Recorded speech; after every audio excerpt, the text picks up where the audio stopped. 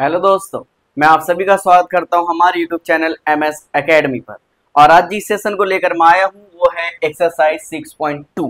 इसी पिछली वाली वीडियो में हमने 6.1 किया था जो क्लास 10 के एनसीईआरटी मैथमेटिक्स का है, चैप्टर ट्राइंगल। आज उसमें से 6.2 के पहले क्वेश्चन को देखते हैं जो कह रहा है in figure 1 and 2 DE parallel to BC, DE parallel to BC, find EC in 1 में हमें EC निकालना है एंड AD इन 2। दूसरा डायग्राम हम इसके बाद बनाएंगे, पहले देख लेते हैं जिसमें कह रहा है कि एक ट्राइंगल है ABC। यहां से देख सकते हैं ABC एक ट्राइंगल है और इसके बाद एक लाइन है DE जो पैरेलल है BC के। तो हम सबसे पहले लिख लेते हैं जो हमारे पास गिवन है DE parallel to BC। DE ये वाली लाइन है और BC ये वाली लाइन है। अगर ये दोनों एक दूसरे के पैरेलल है तो ट्राइंगल के जो बाकी दो बच गए ये वाली साइड AB और AC ये दोनों रेशियो में इक्वल हो जाएंगे। ये कैसे पता चलता है?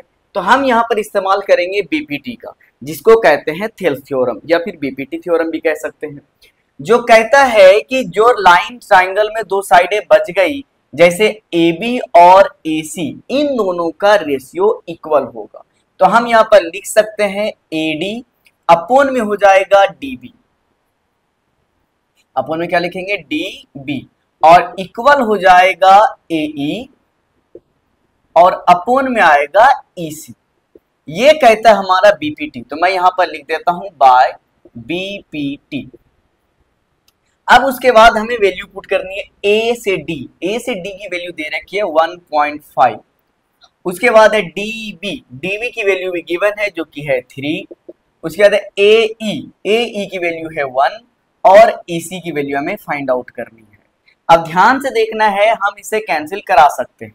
कैसे? जैसे यहां से पॉइंट रिमूव करेंगे बदले में हमें नीचे 0 मिलेगा। 15 के टेबल में 51 टाइम, 32 टाइम में। अब इसे हम करेंगे क्रॉस मल्टीप्लाई। एक लाइन और मैं लिख देता हूं 1/2 is equal to 1/EC। Cross multiply करवाएंगे 1 से EC को तो हो जाएगा EC, क्योंकि 1 से किसी को मल्टीप्लाई करते हैं सेम रहता है, और 2 1 जा 2 करेंगे तो हो जाएगा 2।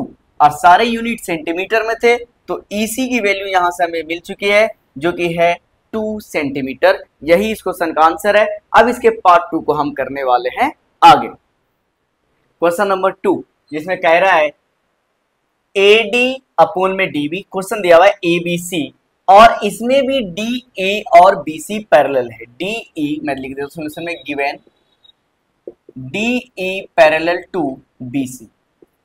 ठीक है। अब उसके बाद हमें इसमें निकालना है AD।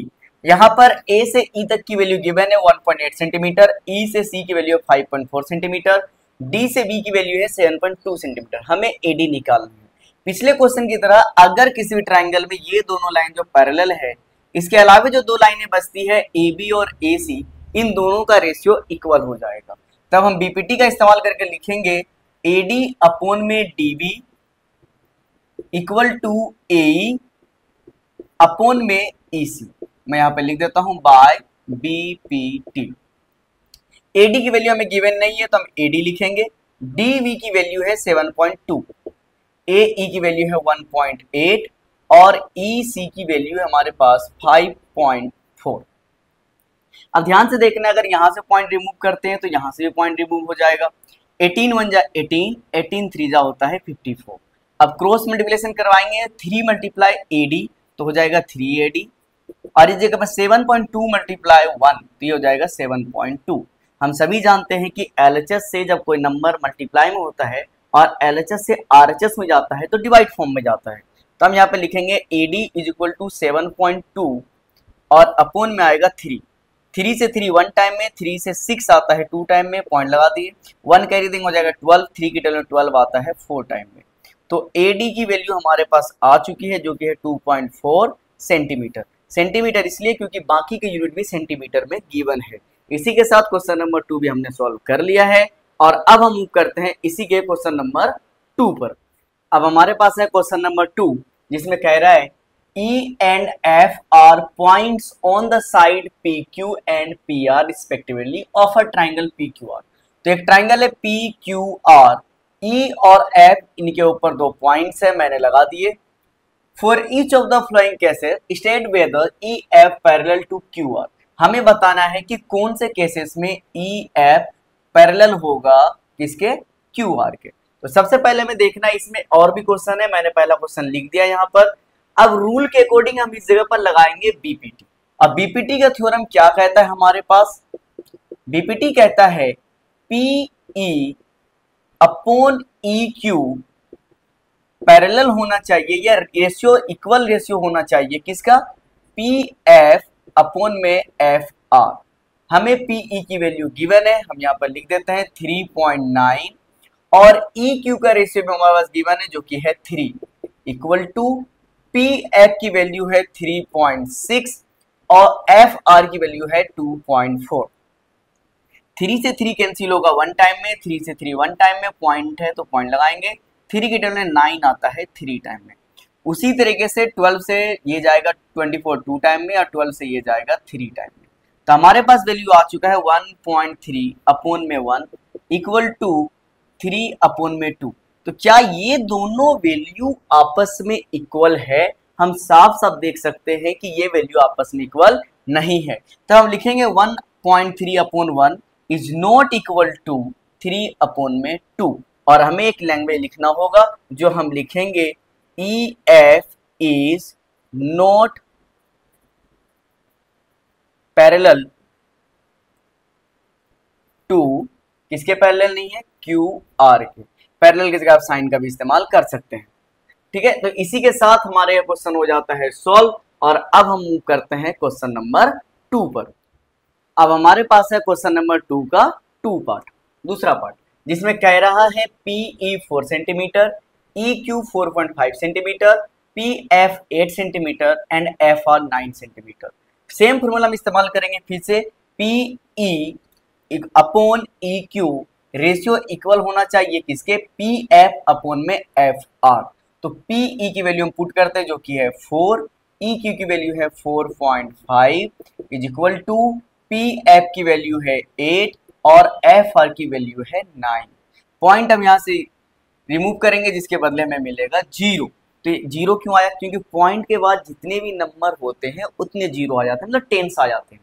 तो यहाँ पर 4 को 10 से मल्टीप्लाई करेंगे तो 40 आ जाएगा। अब ये 4 से जाएगा 8 टाइम में और ये 5 से जाएगा 8 टाइम में और ये 5 से जाएगा 9 टाइम में और ये तो सेम ही है। तो आ गया 8 upon 9 is equal to 8 upon में 9। तो हमने क्या देखा कि यहाँ पर पी क्यू और यहाँ पर पी आर क्या है, दोनों का रेशियो इक्वल है। तब हम लिखेंगे E F parallel to Q are.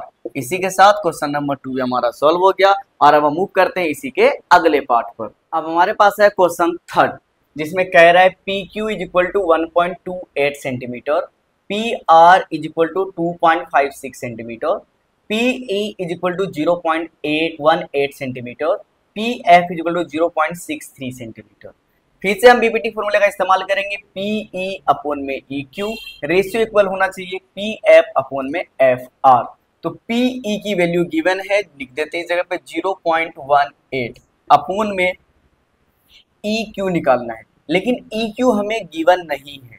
तब हम क्या करेंगे, हमें गिवन है पी क्यू, मतलब यहाँ से लेके यहाँ तक की लेंथ हमें गिवन है, हम इनको लिख लेते हैं पी क्यू। अगर हमने पी क्यू में पी ई माइनस कर दिया, यहाँ से इस वाला हिस्से को हमने माइनस कर दिया तो हमारे पास बचेगा ई क्यू। तो हम यहाँ पर माइनस कर देते हैं पी ई को। पी क्यू हमारे पास गिवन है 1.28, माइनस कर देंगे पी ई 0.18, तो हमारे पास आ जाएगा 1.1, मतलब 1.10। हम यहाँ पर पुट कर देते हैं 1.10। अगेन पी एफ हमारे पास गिवन है 0.63 अपॉन में है एफ आर। एफ आर होता है यहाँ से लेके यहाँ तक का हिस्सा, लेकिन हमारे पास पी आर यहाँ से लेके पूरी लेंथ दे रखी है। तब हमें एफ आर निकालने के लिए फॉर्मूला लगाना होगा, ये पूरी लेंथ पी आर, इसमें हम अगर माइनस कर देंगे पी एफ को तो हमारी वैल्यू आ जाएगी। हम यहाँ पर माइनस कर देते हैं पी एफ।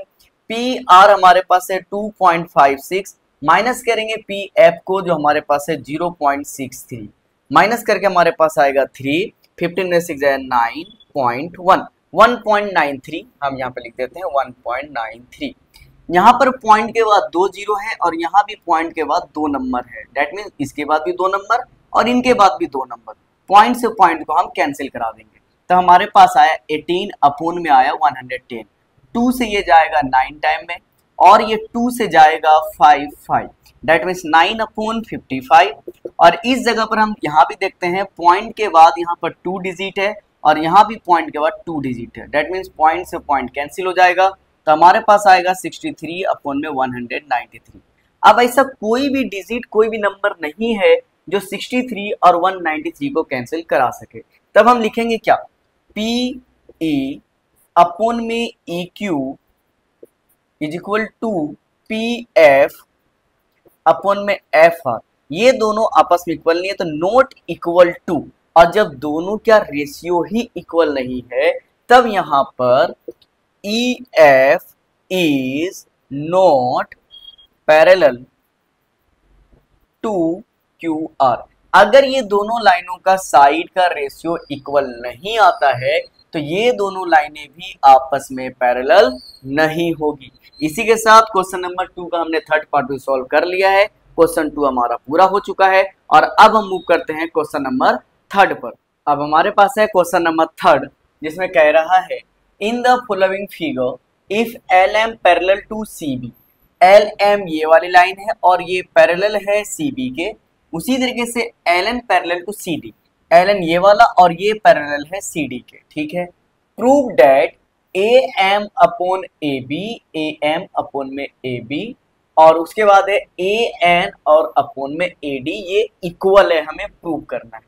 तो सबसे पहले ट्रायंगल में क्या दे रखा है कि एल एम पैरेलल है सी बी के, तो एल एम ये वाली लाइन आती है और सी डी सी बी ये वाली लाइन आती है। मतलब अगर हम ट्रायंगल ए बी सी लेते हैं तो इसके अंदर ये दोनों लाइनें आ जाती है। तो हम लिखेंगे इन ट्रायंगल ए बी सी में एल एम पैरेलल है सी बी के, ठीक है। अगर ये पैरेलल है तो अब हम कौन सा फॉर्मूला लगाएंगे, क्वेश्चन देखना है, हमें प्रूव करना है ए एम अपॉन में ए बी, यही वाली लाइन प्रूव करनी है। तब हम यहाँ पर लिखेंगे ए एम अपॉन में ए बी। उसी तरीके से अगर किसी भी ट्राइंगल में ये दो साइडें इक्वल है तो बाकी की जो दो साइडें बच जाती है जैसे कि ए बी और ए सी, इनका रेशियो इक्वल आना चाहिए। तो मैंने जैसे यहाँ लिखा ए एम, उसी तरह से हम यहाँ लिखेंगे ए एल, और जैसे मैंने ए बी लिखा वैसे लिखेंगे ए सी। और ये कौन से रूल से होता है, तो ये होता है बाय बीपीटी। इसे हम मान लेते हैं इक्वेशन फर्स्ट। अब दूसरा लिखना है हमें इन ट्राइंगल ACD। इसमें क्या कह रहा है कि एल एन पैरेलल है किसके, CD के। तो यहाँ पर CD है तो हम लिख देते हैं L N parallel to CD। इसमें हमें क्या करना है, ए एन अपॉन में आएगा AD equal to AL upon में आएगा AC। इसे भी हम लिख देंगे बाय बीपीटी के रूल से ये सब हो रहा है। और इसे हम लिख लेते हैं इक्वेशन 2। अब इक्वेशन 1 हमारे पास क्या आ चुका है, A M upon A B equal to A L upon A C. और इक्वेशन 2 में क्या आ रहा है, A N upon A D और ए एल अपॉन में ए सी। अब ध्यान से देखना, यहाँ पर मैं लिखता हूं फ्रॉम फर्स्ट एंड सेकेंड। अच्छा, ए एम किसके बराबर है, ए एल के, और ए बी किसके इक्वल है, ए सी के। उसी तरीके से ए एन किसके इक्वल है, ए एल, और ए डी इक्वल है ए सी। मतलब यहाँ पर दोनों ए एल अपॉन ए सी और यहाँ भी A L upon A C common हो रहा है। जब दोनों में कॉमन आ रहा है, ये दोनों इन दोनों के इक्वल है, तब हम डायरेक्ट लिख सकते हैं ए एम अपॉन में A B equal to A N upon में ए डी। क्योंकि ये दोनों ए एल अपॉन ए सी के इक्वल है, इसीलिए ये दोनों भी इक्वल हो जाएगा। और हम यहाँ पर लास्ट में लिख देंगे हेंस प्रूव्ड। इसी के साथ क्वेश्चन नंबर 3 हमारा पूरा हो चुका है। आई होप कि आपको समझ में आया होगा। और अब हम मूव करते हैं क्वेश्चन नंबर 4 पर। क्वेश्चन नंबर 4 जिसमें कह रहा है in the following figure if D E parallel to A C, D E ये वाली लाइन है और ए सी ये वाली लाइन, ये दोनों आपस में पैरेलल है, और डी एफ ये वाली लाइनें इक्वल है ए ई के, मतलब इस वाली लाइन के। हमें प्रूव करना है बी एफ अपॉन में एफ ई ये वाली लाइनें, और दूसरा है बी ए अपॉन में ई सी, हमें प्रूव करना है। सबसे पहले यहाँ पर देखिए दो ट्राइंगल है, एक है ए बी ई, मैंने लिख दिया इन ट्राइंगल ए बी, इसमें डी एफ ये वाली लाइनें और ए ई ये वाली लाइनें इक्वल है, तब हम यहाँ पर लिख सकते हैं बी डी अपॉन में ए डी, और यहां पर हम लिख सकते हैं बी एफ अपॉन में एफ ई। इस लाइन के अकॉर्डिंग यहां से लेके यहां तक, अब फिर यहां से लेके यहां तक, ए बी डी ये यहां हो गया और डी ए यहां तक हो गया। उसके बाद बी एफ यहां से यहां तक, फिर एफ ई ये वाला रेशियो। हम इसे कौन से रूल से बना रहे हैं? बना रहे हैं बी पी टी के। इसे हम मान लेते हैं क्वेश्चन फर्स्ट। आगे लिखेंगे हम इन ट्राइंगल, जैसे हमने ट्राइंगल लिया ए बी ई में, अब हम लेंगे बड़े वाले ट्राइंगल में ए बी सी में, ये वाला ट्राइंगल ए बी सी। तो ट्राइंगल ए बी सी में डी ई ये वाली लाइनें और ए सी ये वाली लाइनें इक्वल है, तब हम लिखेंगे इस जगह पे D E parallel to A सी। अब इस अकॉर्डिंग हमें लेना है बी डी, हम लिख देते हैं, और अपॉन में आ जाएगा ए डी। अच्छा, एडी को आप डी ए भी लिख सकते हैं, कोई चेंजेस नहीं आएगा। उसके बाद आएगा बी ई और अपॉन में आएगा ई सी। इसे भी हम बीपीटी के द्वारा कर रहे हैं, तो हम लिख देंगे बाय बीपीटी इस इक्वेशन 2। अब हम करेंगे बाय 1 एंड 2, समीकरण 1 और 2 से, इक्वेशन फर्स्ट एंड सेकेंड से। अब यहाँ पर ध्यान से देखिए B D upon A D, इस जगह पर भी है B D upon A D, मतलब ये दोनों कॉमन है, और ये दोनों किसके बराबर है? बी एफ अपॉन में एफ ई और बी ई अपॉन में ई सी, मतलब ये दोनों कैंसिल, तो हमारे पास बचेगा बी एफ अपॉन में एफ ई और equal to B E upon में आएगा ई सी। और इसी के साथ क्वेश्चन नंबर 4 हमारा प्रूव हो जाता है, जो हमें करना था मैंने लिख दिया, हैंस प्रूव्ड। अब क्वेश्चन नंबर 4 बन जाने के बाद और अब हम मूव करते हैं क्वेश्चन नंबर 5। अब हमारे पास है क्वेश्चन नंबर 5, जिसमें कह रहा है in figure D E parallel to O Q, D E और ओ क्यू मतलब ये वाली साइड है और ये साइड है पैरेलल है, और D F parallel to O R, D F मतलब ये वाली लाइन, ओ आर मतलब ये वाला लाइन, ये दोनों आपस में पैरेलल है और ये दोनों पैरेलल है। तो हमें प्रूव करना है कि ई एफ ये जो बड़ी वाली लाइन है ये पैरेलल है क्यू आर के इस वाले लाइन के अकॉर्डिंग। तो हमें किसी तरह प्रूव करना है कि साइड पी क्यू इक्वल है पी आर के। तो सबसे पहले यहाँ पर देखिए कितने ट्राइंगल है। सबसे पहले ट्राइंगल है पी क्यू ओ, ये देखिए ये है ना ट्राइंगल पी ओ क्यू। तो यहाँ पर मैं लिख देता हूं in triangle P O Q parallel क्या है इसमें? D E parallel to O Q, मैं लिख देता हूं। अब जब किसी भी ट्राइंगल में दो साइडें पैरेलल है तो बाकी की जो दो साइडें बचती है उनका रेशियो इक्वल होना चाहिए। तो इस अकॉर्डिंग पीई अपॉन में हो जाएगा ई क्यू और इक्वल होगा पी डी अपॉन में डी ओ बाय, अभी तक तो आप लोगों को समझ में आ गया होगा कि बाय बीपीटी ये कैसे होता है। अब दूसरा हम लिखेंगे in triangle P O R, ये वाले ट्राइंगल में पी ओ आर, इसमें क्या पैरेलल है? D F parallel to O R. इसमें भी हम बीपीटी लगाएंगे और लिखेंगे पी एफ अपॉन में F R equal to P D upon में डी ओ। इसके लिए भी सेम रीजन लिखना होगा बाय बीपीटी। इसे मान लेते हैं इक्वेशन 2। उसके बाद हम लिखेंगे from first and second. First and second में जब आप ध्यान देंगे यहाँ पर P D upon D O और इक्वेशन 2 में भी P D upon D O दोनों इक्वल है, मतलब दोनों का आरएचएस सेम है। जब आरएचएस सेम है तो एलएचएस भी सेम हो जाएगा, क्योंकि इनका आरएचएस एलएचएस के इक्वल है। तब हम यहाँ पर लिखेंगे पीई अपॉन में ई क्यू इक्वल है पी एफ अपॉन में एफ आर। अब जब किसी ट्राइंगल की दो साइडें पी क्यू और पी आर दोनों इक्वल है, इसका मतलब कि जो दो साइडें बीच में आ रही है ये दोनों आपस में पैरेलल हो जाएगी। तब यहां पर हम लिखेंगे E F parallel to Q R, कौन से रूल से? ये हो जाएगा by converse of BPT. Converse of BPT के अकॉर्डिंग ई एफ पैरेलल हो जाएगा क्यू आर के। इसी के साथ हमारा क्वेश्चन नंबर 5 भी पूरा सॉल्व हो चुका है और अब हम मूव करते हैं क्वेश्चन नंबर 6 पर। अब हमारे पास है क्वेश्चन नंबर 6 जिसमें कह रहा है in figure A B and C are points on OP. OP के ऊपर पॉइंट है ए और ओ क्यू के ऊपर है बी और ओ आर के ऊपर है सी। यहां पर पॉइंट दिए हुए such that A B parallel to P Q, मतलब ए बी ये लाइन और पी क्यू ये लाइन आपस में पैरेलल है। उसी तरह से A C parallel to P R, A C ये वाला और पी आर ये वाला, ये दोनों भी आपस में पैरेलल है। हमें प्रूव करना है कि बी सी ये वाली लाइन क्यू आर ये दोनों लाइन आपस में पैरेलल हो जाएगी। उसके लिए हम क्या करेंगे, सबसे पहले जो गिवन हमारे पास हम उनको देखेंगे। ट्राइंगल यहां पर पी ओ क्यू में देखेंगे हम ध्यान से। In triangle P O Q में ए बी पैरेलल है पी क्यू के।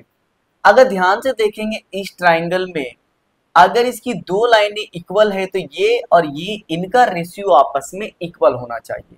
तो हमारे पास हो जाएगा ओ ए अपोन में ए पी, ये वाली लाइन ओ ए यहां से यहां तक और ए पी यहां से यहां तक, ये इक्वल हो जाएगा ओ बी और अपोन में आएगा बी क्यू। कौन से रूल से, तो बीपीटी के नियम के द्वारा। तो यहाँ पर बीपीटी, इसे मान लेते हैं इक्वेशन फर्स्ट। उसी तरीके से in triangle P O R, इसमें क्या पैरेलल दे रखा है, एसी। किसके पैरेलल है एसी, पी आर के। तो यहाँ पर लिख देंगे AC parallel to P R. अब यहाँ पे क्या लिखेंगे, ओ ए। अब ये दोनों लाइनें तो आपस में पैरेलल है, तो बची कौन सी लाइन, ओ आर और ओ पी। इन दोनों लाइन का हम रेशियो लिखेंगे जो हो जाएगा ओ ए अपोन में ए पी और इक्वल टू में आएगा हमारे पास ओ सी अपोन में आएगा सी आर। इसे हम लिख देते हैं by B P T, equation 2। अब यहां पर मैं सॉल्व कर रहा हूं, ध्यान से देखिए।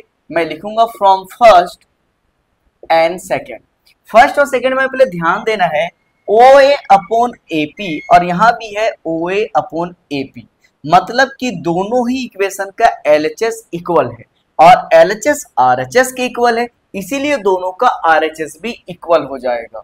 तो हम यहाँ पे लिखेंगे ओ बी अपोन में बी क्यू इक्वल है ओ सी अपोन में सी आर। अब ओ बी और बी क्यू ये वाली लाइन है और दूसरा है ओ सी अपोन में सी आर, ये वाली लाइन है। अब इस पूरे ट्राइंगल में आप ध्यान से देखिए ओ क्यू आर में 3 साइडें हैं जिसकी 2 साइडें आपस में इक्वल है। तो हमारे पास बचती कौन सी 2 साइडें हैं, बी सी अपोन में क्यू आर। और जब ये दोनों इक्वल है तब हम यहाँ पर लिखेंगे B C parallel to Q R, नीचे रीजन में लिख देता हूं by converse of BPT. Converse of BPT के द्वारा जब ट्राइंगल की 2 साइडें इक्वल है तो तीसरी और चौथी साइड भी पैरेलल हो जाएगी। इसी के साथ क्वेश्चन नंबर 6 भी हमारा सॉल्व हो चुका है और अब हम मूव करते हैं क्वेश्चन नंबर 7 पर। क्वेश्चन नंबर 7 जिसमें कह रहा है using theorem 6.1 prove that a line drawn through the mid point of one side of a triangle parallel to another side bisect the third side. एक ट्राइंगल है जिसको मैंने लिख रखा है ए बी सी और यहां पर कह रहा है कि हमें थ्योरम 6.1 यूज करना है जो आपके एनसीईआरटी बुक में गिवन है। वो एक मिड पॉइंट लाइन ड्रॉन किया जा रहा है वन साइड से। मान ले एक साइड हमने मान लिया ए बी पर एक मिड पॉइंट है जिसे मतलब पी, उसे एक सीधी ड्रॉन की जा रही है अनदर साइड, मतलब इस साइड से इस साइड तक, और इसका नाम हमने रख लिया, मान लिया जाए क्यू। तो parallel to another side bisect the third side. अब हमें थर्ड साइड को प्रूव करना है। चलिए हम डायग्राम से आराम से समझते हैं। गिवन में है यहाँ पर A P upon P B. मैंने क्यों लिखा, क्योंकि ए बी के ऊपर जो पॉइंट पी है ये मिड पॉइंट है। मिड पॉइंट मतलब बिल्कुल बीच में आ रहा है, तो ए पी इक्वल हो जाएगा पी बी के। उसी के तरह अगर ये इक्वल है और ये लाइन बिल्कुल सीधी ड्रॉ की गई है मतलब पी क्यू पैरेलल हो जाएगा बी सी के। जरा ध्यान से, पी क्यू पैरेलल हो जाएगा बी सी के। अब आगे हमें प्रूव करना है क्यू जो है ये मिड पॉइंट है या बाइसेक्ट कर रहा है ए सी को। बाइसेक्ट का मतलब होता है मिड पॉइंट, बीच में से बिल्कुल काटना, बाइसेक्ट करना। तो ए सी का मिड पॉइंट हम मान लेते हैं क्यू, हमें इसे प्रूव करना है। प्रूव करना स्टार्ट करते हैं। किसी भी ट्राइंगल की पैरेलल साइड गिवन है तो उसके अलावा जो दो साइडें बच जाती है उनका रेशियो इक्वल होना चाहिए। तो हम यहां पर लिखेंगे एपी अपोन में PB equal to A Q upon में आना चाहिए क्यू सी, क्यू और यहां से सी हम रीजन लिख देंगे यहां पर बाय बीपीटी। अब बीपीटी के रूल के अकॉर्डिंग हमने लिख तो दिया। अब यहां पर आ रहा है एपी अपॉन पीबी और मैंने शुरुआत में क्या लिखा है, एपी और पीबी आपस में इक्वल है। तो हम इनमें से किसी एक को चेंज कर देते हैं, जैसे एपी को एपी लिखेंगे और पीबी की जगह पर भी हम एपी लिख देंगे, क्योंकि दोनों वैल्यू सेम है और इक्वल टू में आएगा ए क्यू अपॉन में क्यू सी। अब एपी एपी ऊपर नंबर नीचे है तो ये कैंसिल हो जाएगा, एक दूसरे से खत्म हो जाएगा, यहाँ पे बचा 1, यहाँ पे 1, क्रॉस मल्टीप्लिकेशन कराएंगे QC मल्टीप्लाई 1 तो हो जाएगा QC, उसी तरीके से AQ मल्टीप्लाई 1 तो यहाँ पर आ जाएगा AQ। तो QC और AQ दोनों आपस में इक्वल है और कोई भी लाइन इस तरीके से अगर मान लीजिए AB और बीच में है C, अगर AC इक्वल है CB का, इसका मतलब है कि C जो पॉइंट है वो AB को बाइसेक्ट कर रहा है मिड पॉइंट पर। उसी तरीके से यहाँ पर QC बराबर है इक्वल है AQ का, मतलब AQ जो है वो मिड पॉइंट है किसका, AC का। तो हमने लिख दिया Q बाइसेक्ट AC और इसी के साथ हमारा ये क्वेश्चन हो जाता है सोल्व। आई होप कि आपको समझ में आ गया होगा। और अब हम मूव करते हैं क्वेश्चन नंबर 8 पास है क्वेश्चन नंबर 8, जिसमें कह रहा है using theorem 6.2 prove that the line joining the mid point of any two sides of a triangle is parallel to third side. किसी भी दो लाइन का मिड पॉइंट आपस में ज्वाइन किया जा रहा है। डेड लाइन्स, एक लाइन है AB और दूसरा लाइन है AC, मिड पॉइंट है P और AC के ऊपर मिड पॉइंट है Q, इन दोनों को ड्रॉ किया जा रहा है। अगर P मिड पॉइंट है तो AP इक्वल हो जाएगा PB के, जो मैंने यहाँ पर लिख दिया है, और अगर AC का मिड पॉइंट Q है तो AQ इक्वल हो जाएगा QC के, मैंने यहाँ लिखा हुआ है। हमें प्रूव करना है कि PQ पैरेलल है BC के, हम यहाँ पर प्रूव कर देंगे। प्रूव करना स्टार्ट करते हैं। सबसे पहले हम क्या लिखेंगे, AP अपॉन में PB और इक्वल टू में लिखेंगे AQ, अपॉन में हम लिखेंगे यहाँ पर QC। अच्छा, AP और PB दोनों आपस में इक्वल है, तब हम यहाँ पर AP को AP और PB को भी हम AP लिख सकते हैं। और इस जगह पर AQ और QC इक्वल है तो AQ को AQ लिखेंगे और QC को भी हम AQ लिख सकते हैं। तो यहाँ पर ध्यान से देख, QC को हम AQ लिख सकते हैं। AP से AP कैंसिल हो जाएगा, आएगा 1, और AQ से AQ कैंसिल हो जाएगा 1, 1 इक्वल टू 1। दैट मीन्स ये वाली लाइनें और ये वाली लाइनें आपस में इक्वल है, तब हम इसीलिए लिखेंगे AP अपॉन में PB equal to AQ upon में QC।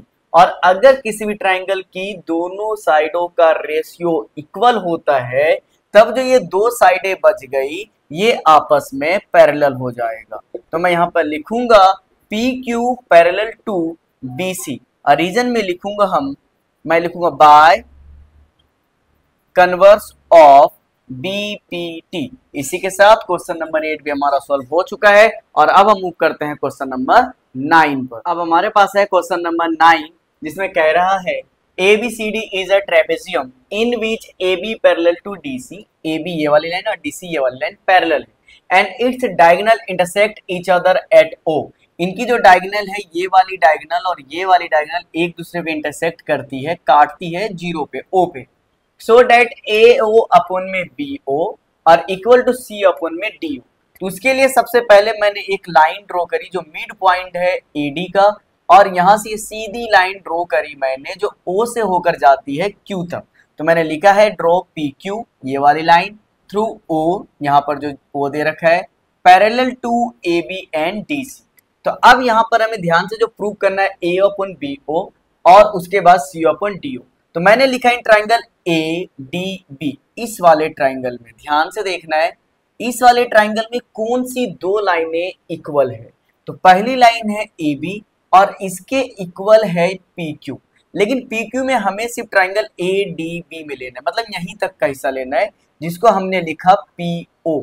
अब इनमें से हम लिखेंगे क्या, ध्यान से देखिए, AP अपोन में आएगा PD और इक्वल टू में हो जाएगा हमारे पास BO और अपोन में आएगा DO। कौन से रूल से, तो ये हो जाएगा बाय BPT और इसे हम मान लेते हैं इक्वेशन फर्स्ट। उसी तरीके से इन ट्राइंगल ADC, इस वाले ट्राइंगल में, ताकि AD वाली लाइन कॉमन मिल जाए हमें, तो मैं लिखूंगा इन ट्राइंगल ADC। ADC में कौन सी लाइनें पैरेलल हो रही है, तो DC पैरेलल है इस जगह पर, ये वाली लाइन पैरेलल हो जाएगी PO के, मैं यहाँ पर लिख देता हूँ PO। तो अगेन हमारे पास हो जाएगा AP अपोन में आएगा PD और इक्वल टू में जो हमारे पास आएगा इस वाली लाइन में, ध्यान से देखना है, AO अपोन में आएगा OC। OC बोलिए या CO बोलिए सेम बात है, इसे भी हम लिखेंगे बाय BPT और इसे मान लेते हैं इक्वेशन 2। अब यहां पर हमें लिखना है from first and second. First and second में अब ध्यान से देखेंगे AP अपॉन PD और दूसरे इक्वेशन में भी AP अपॉन PD, मतलब दोनों का LHS इक्वल है, इसीलिए जब LHS इक्वल है तो LHS RHS के इक्वल है। तब हम यहाँ पर लिख सकते हैं AO अपॉन में OC और दूसरा है BO अपॉन में DO। लेकिन हमें प्रूव करना था AO अपॉन में BO, C अपॉन में DO, तो AO के नीचे आना चाहिए OB, जो कि हम इन दोनों का क्रॉस मल्टीप्लाई करवा सकते हैं। तो AO अपोन में आ जाएगा BO और उस जगह पर आएगा CO अपोन में आएगा DO। यही हमें इस क्वेश्चन में प्रूव करना था, जो मैंने प्रूव कर दिया है। आई होप कि आपको समझ में आ गया होगा। और अब हम मूव करते हैं इस एक्सरसाइज के आखिरी क्वेश्चन पर, क्वेश्चन नंबर 10। उसी के साथ हमारा एक्सरसाइज 6.2 पूरा हो जाएगा और फिर मैं अगली वीडियो में आप लोगों से मिलूंगा कौन से एक्सरसाइज के साथ, 6.3 के साथ। हमारे पास है क्वेश्चन नंबर 10 जिसमें कह रहा है the diagonal of a quadrilateral ABCD intersect each other at the point O such that AO upon BO is equal to CO upon DO so that ABCD is a trapezium। एक ट्रेपजियम हमें दिखाना है इसे prove करके, जिसमें AO और BO एक दूसरे के अपोन में है और CO अपोन में है DO, ये हमें दिखाया गया है। तो प्रूव करना है कि ABCD एक ट्रेपजियम है। तो मैंने यहाँ से एक लाइन ड्रॉ करी है जो मिड पॉइंट है AD का, E से लेकर O तक। तो यहाँ पर ध्यान से देखना, हम यहाँ लिख सकते हैं draw a line EO parallel to AB। एक लाइन मैंने ड्रॉ किया है EO जो पैरेलल है हमारे AB के। तो यहाँ पर लिखेंगे पहले ट्राइंगल में ABD, इस वाले ट्राइंगल में AE अपोन में ED और उसी तरीके से BO अपोन में DO बाय BPT। अब बाय BPT के द्वारा BPT हमने लिख दिया। गिवन क्या है हमारे पास, AO अपोन में BO और CO अपोन में DO। तो हम ध्यान से देखेंगे इस जगह पर, यहाँ है BO और OD, यहाँ पर उल्टा है। तब हम इसे क्या कर सकते हैं, BO और CO का जगह एक्सचेंज कर देंगे, क्रॉस मल्टीप्लाई करा देंगे। तो AO के नीचे आ जाएगा OC और OB ऊपर जाएगा, जिसको हम BOB बोल सकते हैं, BO अपोन में आ जाएगा DO। ये हो गया हमारा इक्वेशन 2। तब ध्यान से देखें, यहाँ पर हम लिखेंगे from first and second. First और सेकेंड में ध्यान से जब देखेंगे तो हमें पता चलेगा कि BO और OD दोनों तरफ इक्वल है, और जब RHS इक्वल है तो दोनों का LHS भी इक्वल हो जाएगा। तब हम लिखेंगे AE अपोन में AD is equal to AO upon में OC। अब ध्यान से देखिए, AE और ED ये वाली साइड है, AO और OC ये वाली साइड है। अब ध्यान से यहाँ पे देखना है कि ट्राइंगल ADC में ये वाली साइड है और ये वाली साइड है आपस में इक्वल है। तब इसका मतलब ये और ये आपस में पैरेलल हो जाएगा। कैसे, मैं लिख देता हूं यहां पर EO पैरेलल टू DC, कौन से रूल से, बाय कन्वर्स ऑफ BPT। अब इस तरीके से और समझिए, AB किसके पैरेलल है, EO के। तो मैं यहां पर लिख देता हूं EO, और EO किसके पैरेलल है, DC के। मैंने यहां तक प्रूव किया है, ये लिख देंगे DC। Indirectly A B parallel है डी सी के, जैसे ए बराबर है बी के और बी बराबर है सी के। इनडायरेक्टली तो यहां पर क्या बोल सकते हैं, ए और सी भी तो आपस में इक्वल ही है। समझने के लिए ध्यान से देखिए, ए इक्वल है बी के और बी इक्वल है सी के।